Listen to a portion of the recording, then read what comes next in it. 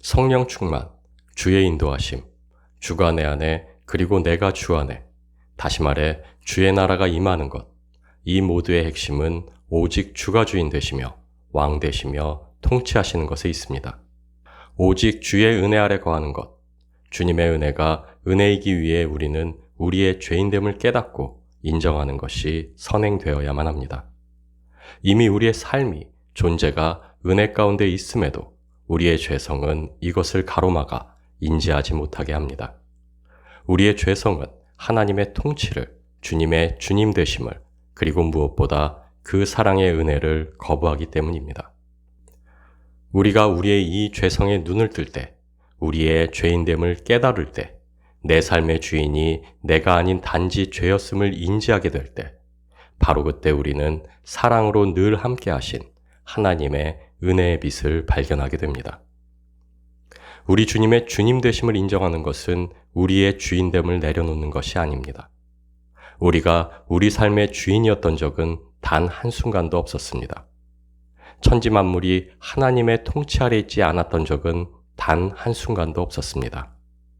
모든 만물의 주가 되시며 천지의 유일한 통치자가 하나님이라는 사실, 바로 이것만이 참이며 진리입니다.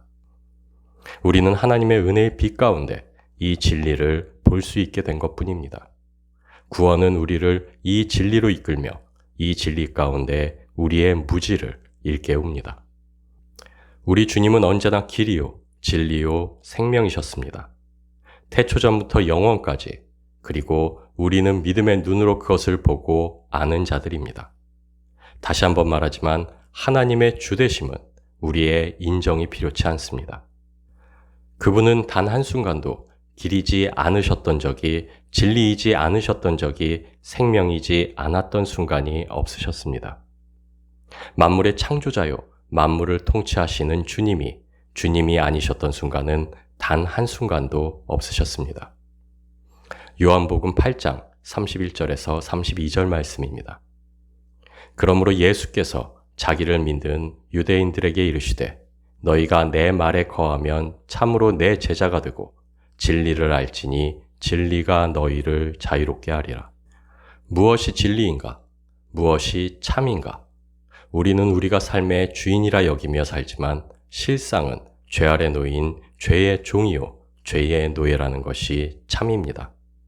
만물을 다스리시는 통치자는, 주인은 오직 하나님 한 분, 하나님이시라는 것이 참입니다. 그리고 하나님의 통치는 우리를 종 삼고 노예 삼는 것이 아닌 우리와 온전하게 사랑하는 것이라는 것이 참입니다. 우리는 주님의 사랑 안에서 하나님과 온전히 하나 되어 동행하기 위해 창조되었다는 것이 참입니다. 그 뜻과 계획을 이루시기 위해 우리를 죄의 종에서 구속하시기 위해 하나님 자신이 인간의 모습으로 이 땅에 오셨고 우리의 죄의 값을 십자가 위에서 기꺼이 치르셨고 부활하여 죄에 싹신 사망조차 굴복시키셨다는 사실, 그리고 이 사실을 믿기만 하면 구원 안에서 다시 온전한 하나님의 통치 아래 하나님과의 온전한 사랑으로 완성된다는 사실이 참입니다. 고린도전서 15장 20절에서 22절 말씀입니다. 그러나 이제 그리스도께서 죽은 자 가운데서 다시 살아나사 잠자는 자들의 첫 열매가 되셨도다. 사망이 한 사람으로 말미암았으니 죽은 자의 부활도 한 사람으로 말미암는도다. 아담 안에서 모든 사람이 죽은 것 같이 그리스도 안에서 모든 사람이 삶을 얻으리라. 부활의 첫 열매가 되신 주님. 첫 열매라는 것은 뒤따르는 또 다른 열매들이 있다는 의미입니다. 우리 또한 예수님을 뒤이어 그 부활에 참여하게 된다는 뜻입니다. 그리고 이것은 하나님의 형상을 따라 인간을 창조하신 태초의 이미지 오브 갓을 넘어 라이크네스 오브 갓으로 우리를 완성시키신다는 의미입니다. 부활, 이것은 어마어마한 의미를 내포하고 있습니다. 후패하지 않는 거룩하고 영원한 육신과 완전하고 온전한 영혼을 소유하게 된다는 단순한 의미를 넘어 예수님과 같이 된다는 것을 의미하는 것이 바로 우리가 가진 부활의 소망입니다. 우리 주 예수 그리스도는 하나님의 아들이시며 예수 그리스도는 하나님이십니다.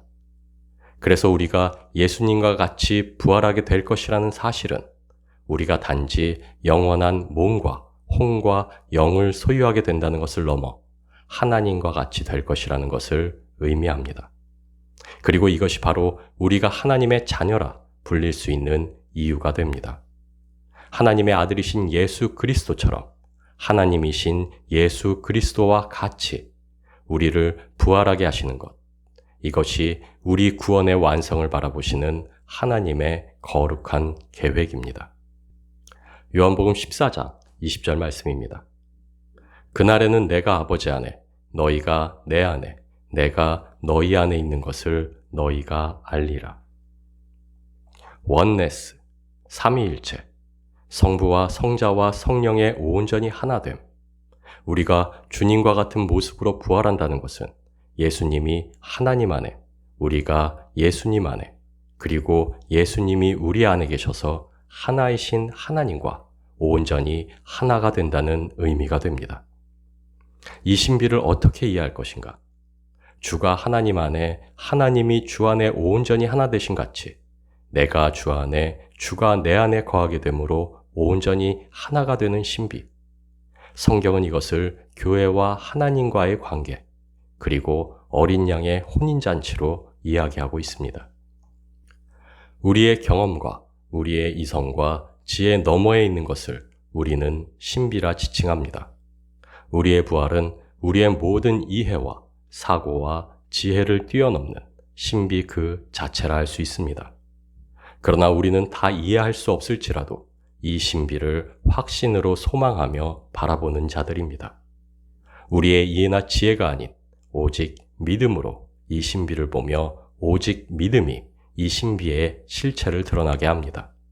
그리고 오직 믿음이 이 신비에 대한 확실한 증거가 됩니다. 히브리서 11장 1절 말씀입니다. 믿음은 바라는 것들의 실상이요 보이지 않는 것들의 증거니. 세상이 갖지 못한 하나님의 우리를 위한 선물, 그것은 바로 믿음입니다. 우리는 세상이 알 수 없는 것들을 이 믿음으로 바라보며 세상이 신비라, 초월이라 말하는 것들을 믿음으로 확신하는 존재들입니다. 우리는 세상이 가지지 못한 믿음의 눈을 소유하고 있습니다.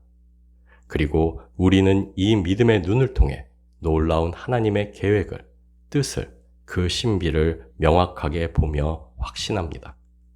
그래서 우리는 우리 자체로 세상에 존재하는 하나님의 신비요, 하나님의 기적이 됩니다. 사도행전 15장 8절에서 9절 말씀입니다. 또 마음을 아시는 하나님이 우리에게와 같이 그들에게도 성령을 주어 증언하시고 믿음으로 그들의 마음을 깨끗이 하사 그들이나 우리나 차별하지 아니하셨느니라. 한 장 더 읽겠습니다. 마태복음 5장 8절 말씀입니다. 마음이 청결한 자는 복이 있나니 그들이 하나님을 볼 것이미요. 하나님은 믿음으로 우리의 마음을 깨끗이 하십니다. 그리고 믿음으로 마음이 청결하게 된 자는 하나님을 보게 됩니다. 이것이 성경의 증언이며 믿음으로 그로 인한 청결한 마음으로 주를 보는 자들이 바로 우리 그리스도인들입니다. 믿음은 보이지 않는 하나님을 보며 보이지 않는 그분의 손길을 보며 이미 우리 안에 임하여 있는 하나님의 나라를 보며 확신하게 합니다. 전도서 1장 2절 말씀입니다. 전도자가 이르되 헛되고 헛되며 헛되고 헛되니 모든 것이 헛되도다. 자신과 세상을 관조하며 깨달음을 추구했던 많은 지혜자들, 깨달음을 통해 구원을 사모했던 많은 구도자들, 세상을 꿰뚫어 보며 그곳에서 영혼의 조각과 하나님의 그림자를 발견했던 현인들. 그러나 결국 그들은 하나님을 만나지 못했습니다.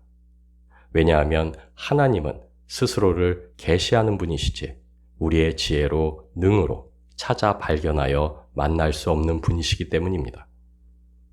완전과 타락에 접점이 있을 수 없습니다. 무한과 유한은 교집합이 있을 수 없습니다. 죄와 거룩은 만날 수 없습니다. 그래서 세상의 지혜는 영혼의 끝자락을 발견하기 위해 인간 자신에게로 향하며 그곳에서 또 하나의 영혼을 발견합니다. 죄 아래 갇힌 영원한 죽음이 바로 그것입니다. 안타깝게도 타락한 인간 안에서 발견할 수 있는 유일한 영원은 바로 죽음이라는 절망입니다. 오직 그것만이 인간에게 허락된 영원의 조각이며, 그래서 세상의 지혜는 죽음을 애써 외면하고 그 절망을 애써 외면한 채 죽음의 영원성에만 매어달립니다. 그리고 결국 피할 수 없는 심판으로 향하게 됩니다. 영원한 죽음과 영원한 생명은 영원이라는 접점을 갖는 것이 아닙니다. 죄와 거룩이 조금의 부분도 나눌 수 없듯 생명과 죽음은 찰나의 시간도 함께할 수 없기 때문입니다.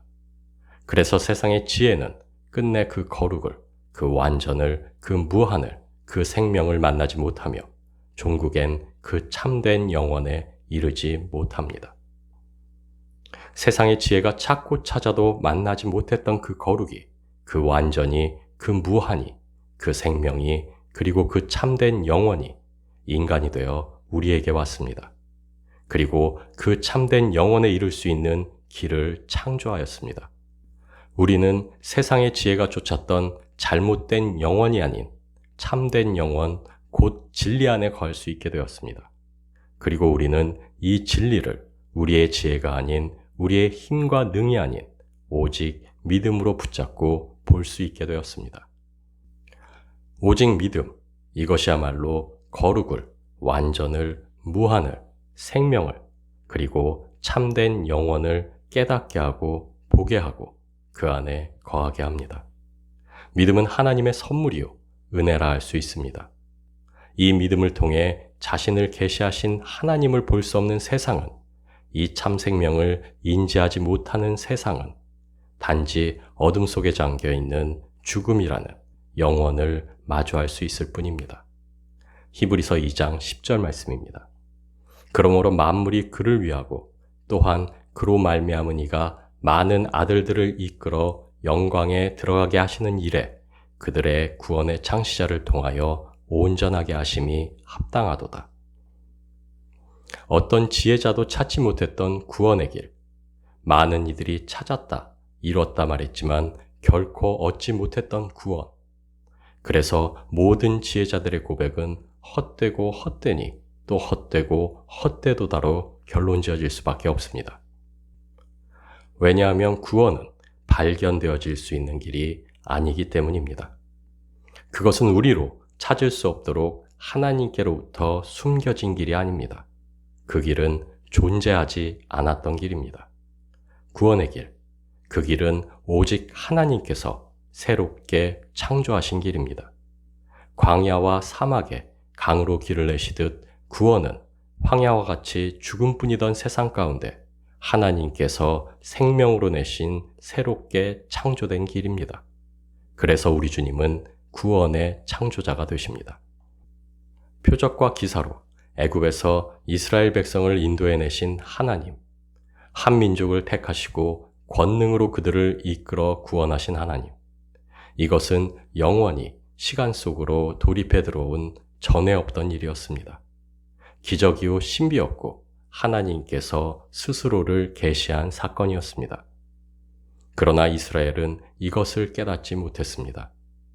그들 앞에서 눈으로 보게 하신 수많은 물리적 기적조차도 그들을 영적으로 깨우지 못했고, 그분의 임재와 음성을 듣고도 자기들의 길로 가며 하나님을 온전히 따르지 못했던 이스라엘이었습니다. 그렇게 이스라엘의 1세대들은 구원에 이르지 못하게 됩니다. 그러나 우리는 보지 않고 믿습니다. 그 믿음으로 구원에 이르게 되었습니다. 그래서 우리의 믿음은 오직 은혜입니다. 보지도 못했고 대면하지도 못한 그분을 믿으며 따르며 두려워하며 경외하며 사랑케 하신 하나님의 놀라운 은혜의 역사. 그래서 우리의 구원은 신비요 기적입니다. 구원, 이것이야말로 내 삶을 관통하는 놀라운 기적입니다. 이것이야말로 우리를 통해 이루신 하나님의 기적 중의 기적입니다. 너와 나, 우리는, 교회는 하나님의 기적 그 자체라 할 수 있습니다. 하나님의 기적을 보고자 하는 세상을 향해 우리는 이렇게 말할 수 있습니다. 나를 보라, 우리를 보라, 그리고 교회를 보라. 하나님의 놀라운 기적의 역사 자체가 바로 그곳에 있다. 우리는 여전히 죄 가운데 있고 부족합니다. 그러나 그럼에도 우리는 하나님을 바라본 같이 서로를 믿음의 눈으로 소망 가운데 바라봐야만 합니다.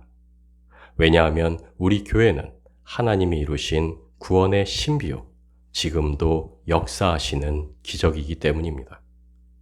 우리는 이 사실을 오직 믿음으로 붙잡고 볼 수 있어야만 합니다. 오직 서로를 믿음의 눈으로 볼 때 우리는 서로의 부족함에도 불구하고 서로를 존중하며 사랑할 수 있게 됩니다. 우리 서로의 존재 자체가 우리의 눈으로 목도할 수 있는 지금 이 순간 하나님의 기적임을 기억하시고 오직 그리스도의 계명을 마음에 품고 서로 존중하시며 사랑하시기를 주님의 이름으로 축원드립니다.